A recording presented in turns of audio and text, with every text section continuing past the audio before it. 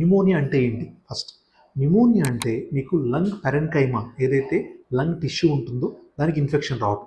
ఆ ఇన్ఫెక్షన్ అనేది బ్యాక్టీరియా వల్ల రావచ్చు, టీబీ వల్ల రావచ్చు, ఫంగల్ వల్ల రావచ్చు, పారాసైట్స్ వల్ల రావచ్చు. ఏ విధంగా వచ్చినా కూడా దాన్ని న్యూమోనియా అని అంటాం. సో ఈ న్యూమోనియాలో డిఫరెంట్ టైప్స్ ఉన్నాయి. సో ఆ టైప్ని బట్టి మనకి అవుట్కమ్ ఉంటుంది.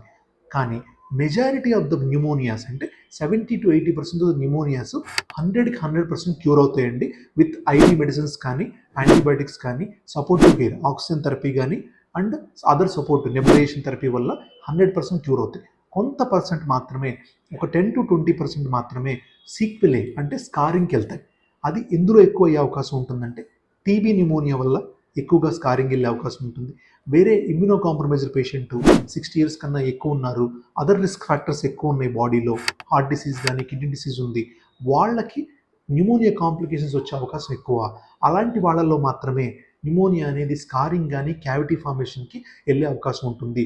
అదర్వైజ్ న్యూమోనియా అనేది 100% క్యూరబుల్ అయ్యి మీరు మళ్ళీ నార్మల్ లంగ్స్లోకి వచ్చేస్తారు.